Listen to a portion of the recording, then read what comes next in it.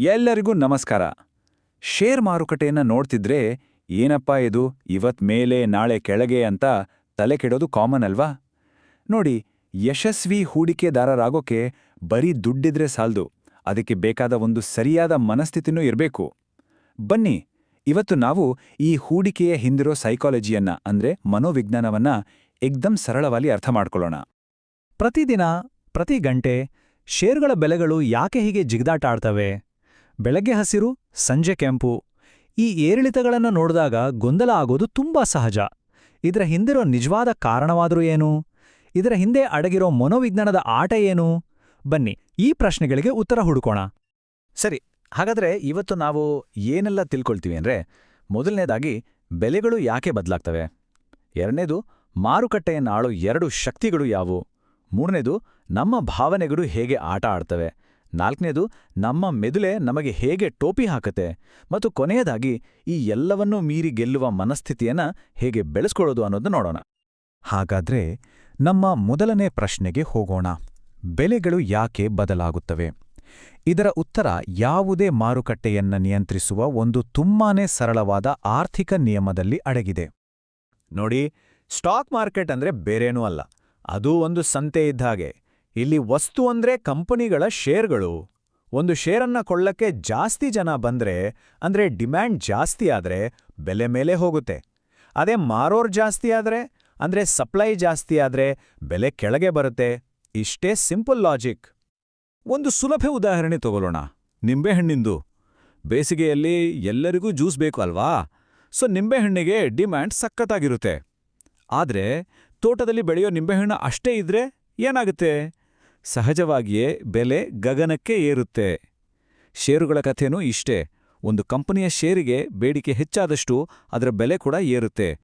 ಹಾಗಾದ್ರೆ ಈ ಡಿಮ್ಯಾಂಡ್ ಮತ್ತು ಸಪ್ಲೈಯನ್ನ ಡಿಸೈಡ್ ಮಾಡೋದು ಯಾವುದು? ಜನ ಯಾಕೆ ಒಂದು ಶೇರನ್ನ ಕೊಳ್ಳೋಕೆ ಅಥವಾ ಮಾರೋಕೆ ಮುಂದಾಗ್ತಾರೆ? ಇದನ್ನ ಅರ್ಥ ಮಾಡ್ಕೊಳ್ಳೋಕೆ ಎರಡು ಮುಖ್ಯ ದಾರಿಗಳಿವೆ. ಒಂದು ಫಂಡಮೆಂಟಲ್ ಅನಾಲಿಸಿಸ್, ಅಂದ್ರೆ ಕಂಪನಿ ಹೇಗಿದೆ, ಲಾಭ ಮಾಡ್ತಿದ್ಯಾ, ಅದರ ಭವಿಷ್ಯ ಏನು ಅಂತ ಆಳವಾಗಿ ನೋಡೋದು. ಇನ್ನೊಂದು ಟೆಕ್ನಿಕಲ್ ಅನಾಲಿಸಿಸ್. ಇದು ಕಂಪನಿ ಬಗ್ಗೆ ತಲೆ ಕೆಡಿಸ್ಕೊಳ್ಳಲ್ಲ, ಬದಲಿಗೆ ಸ್ಟಾಕ್ ಬೆಲೆ ಹಿಂದೆ ಹೇಗೆಲ್ಲ ಆಡಿದೆ ಅಂತ ಚಾರ್ಟ್ ನೋಡಿ ಮುಂದೆ ಏನಾಗ್ಬೋದು ಅಂತ ಊಹಿಸುತ್ತೆ. ಸಾಮಾನ್ಯವಾಗಿ ಲಾಂಗ್ ಟರ್ಮ್ ಇನ್ವೆಸ್ಟರ್ಸ್ ಮೊದಲನೇದನ್ನ ಫಾಲೋ ಮಾಡಿದ್ರೆ, ಶಾರ್ಟ್ ಟರ್ಮ್ ಟ್ರೇಡರ್ಸ್ ಎರಡನೇದರ ಮೇಲೆ ಹೆಚ್ಚು ಗಮನ ಕೊಡ್ತಾರೆ. ಫಂಡಮೆಂಟಲ್ಸ್ ಅಂತ ಬಂದಾಗ ಈ ವಿಷಯಗಳೆಲ್ಲ ರೊಂಬ ಇಂಪಾರ್ಟೆಂಟ್. ಕಂಪನಿ ಲಾಭದಲ್ಲಿದೆಯಾ, ನಷ್ಟದಲ್ಲಿದೆಯಾ? RBI ಬಡ್ಡಿದರ ಏರಿಸಿದ್ರೆ ಏನಾಗುತ್ತೆ?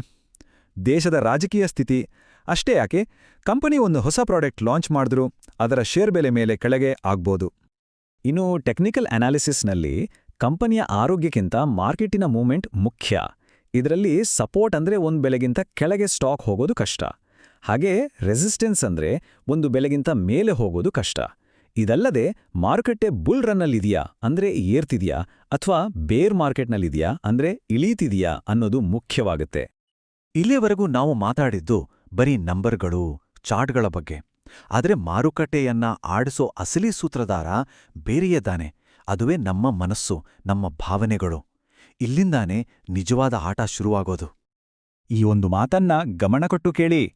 ನಮ್ಗೆ 10,000 ರೂಪಾಯಿ ಲಾಭ ಆದಾಗ ಸಿಗೋ ಖುಷಿಗಿಂತ 10,000 ರೂಪಾಯಿ ನಷ್ಟ ಆದಾಗ ಆಗೋ ನೋವೇ ಜಾಸ್ತಿಯಂತೆ.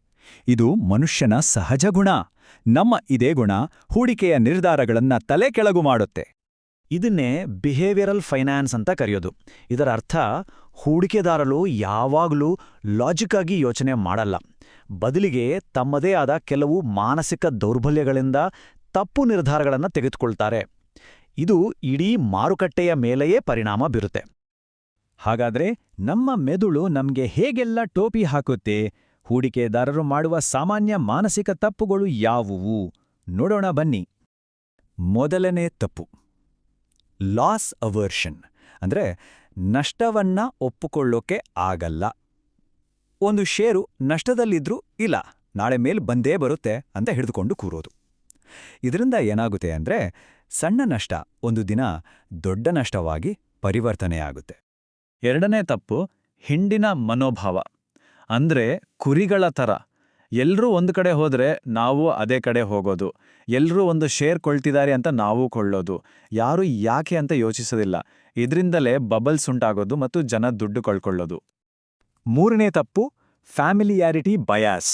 ಅಂದ್ರೆ ನಮ್ಗೆ ಗೊತ್ತಿರೋ ಕಂಪನಿಗಳಲ್ಲೇ ಹೂಡಿಕೆ ಮಾಡೋದು. ನಾವು ಬಳಸೋ ಸೋಪು, ಕಾರು, ಬ್ಯಾಂಕ್ ಇವುಗಳಲ್ಲಿ ದುಡ್ಡು ಹಾಕಿದ್ರೆ ಸೇಫ್ ಅನ್ಸುತ್ತೆ. ಆದ್ರೆ ನಮ್ಗೆ ಗೊತ್ತಿಲ್ಲದೆ ಅದಕ್ಕಿಂತ ಚೆನ್ನಾಗಿರೋ ಅವಕಾಶಗಳು ನಮ್ ಕೈ ತಪ್ಪು ಹೋಗ್ಬೋದು. ಈ ಚಾರ್ಟ್ ನೋಡಿ, ಇದು ಯಾಕೆ ತಪ್ಪು ಅಂತ ಗೊತ್ತಾಗುತ್ತೆ. ಪ್ರತಿ ವರ್ಷ ಬೇರೆ ಬೇರೆ ದೇಶದ ಮಾರುಕಟ್ಟೆ ಚೆನ್ನಾಗಿ ಪರ್ಫಾರ್ಮ್ ಮಾಡಿದೆ. ಗಮನಿಸಿ, ಒಂದೇ ಮಾರ್ಕೆಟ್ ಯಾವಾಗ್ಲೂ ಟಾಪ್ನಲ್ಲಿರಲ್ಲ. ಅದಕ್ಕೇನೆ ನಮ್ಮ ದುಡ್ಡನ್ನ ಒಂದೇ ಕಡೆ ಹಾಕಬಾರ್ದು, ಬೇರೆ ಬೇರೆ ಕಡೆ ಹಂಚಬೇಕು. ಅದನ್ನೇ ಡೈವರ್ಸಿಫಿಕೇಶನ್ ಅಂತ ಅನ್ನೋದು. ಸರಿ, ಇಷ್ಟೆಲ್ಲಾ ಸಮಸ್ಯೆಗಳ ಬಗ್ಗೆ ಮಾತಾಡಿದಾಯ್ತು. ಈಗ ಅಸಲಿ ವಿಷಯಕ್ಕೆ ಬರೋಣ. ಗೆಲ್ಲುವ ಮನಸ್ಥಿತಿಯನ್ನ ಬೆಳೆಸ್ಕೊಳ್ಳೋದು ಹೇಗೆ?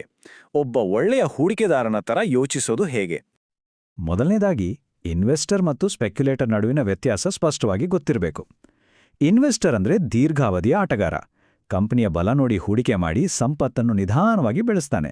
ಆದರೆ ಸ್ಪೆಕ್ಯುಲೇಟರ್ ಇವತ್ತಿನ ಬೆಲೆ ಏರಿಳಿತ ನೋಡಿ ಬೇಗ ದುಡ್ಡು ಮಾಡಕ್ ನೋಡೋನು. ಇಲ್ಲಿ ರಿಸ್ಕ್ ತುಂಬಾ ಜಾಸ್ತಿ. ಯಶಸ್ವಿ ಹೂಡಿಕೆದಾರರಾಗಲು ಈ 3 ಗುಣಗಳು ಬೇಕೇ ಬೇಕು. 1. ತಾಳ್ಮೆ. ದಿನನಿತ್ಯದ ಮಾರುಕಟ್ಟೆ ನಾಟಕಕ್ಕೆ ತಲೆಕೆಡಿಸ್ಕೊಳ್ಬಾರ್ದು. 2. ಶಿಸ್ತು. ದುರಾಸೆ ಅಥವಾ ಭಯದಿಂದ ನಮ್ಮ ಪ್ಲಾನ್ ಬದಲಿಸಬಾರ್ದು. ಮತ್ತು 3. ದೂರದೃಷ್ಟಿ. ಇವತ್ತಿನ ಸಣ್ಣಪುಟ್ಟ ಲಾಭ ನಷ್ಟಕ್ಕಿಂತ ಮುಂದಿನ 10-15 ವರ್ಷಗಳಲ್ಲಿ ಏನಾಗ್ಬೋದು ಅಂತ ನೋಡ್ಬೇಕು. ಹಾಗಾಗಿ ಒಂದು ವಿಷಯ ಯಾವಾಗ್ಲೂ ನೆನ್ಪಿಡಿ, ಹೂಡಿಕೆಯಲ್ಲಿ ಯಶಸ್ಸು ಗಳಿಸೋಕೆ ಐನ್ಸ್ಟೀನ್ ತರ ಬುದ್ಧಿವಂತಿಕೆ ಬೇಕಾಗಿಲ್ಲ. ಬದಲಿಗೆ ಶಿಸ್ತುಬದ್ಧವಾದ ಮನಸ್ಥಿತಿ ಇದ್ರೆ ಸಾಕು. ಅದೇ ನಮ್ಮ ಅತಿದೊಡ್ಡ ಆಸ್ತಿ. ಹಾಗಾದ್ರೆ ಕೊನೆಯದಾಗಿ ಒಂದು ಪ್ರಶ್ನೆ. ನಿಮ್ಮನ್ನು ನೀವು ಕೇಳ್ಕೊಳ್ಳಿ, ಮಾರುಕಟ್ಟೆಯಲ್ಲಿ ನಿಮ್ಮ ಪಾತ್ರ ಏನು? ನೀವು ಒಬ್ಬ ಇನ್ವೆಸ್ಟರಾ ಅಥವಾ ಸ್ಪೆಕ್ಯುಲೇಟರಾ?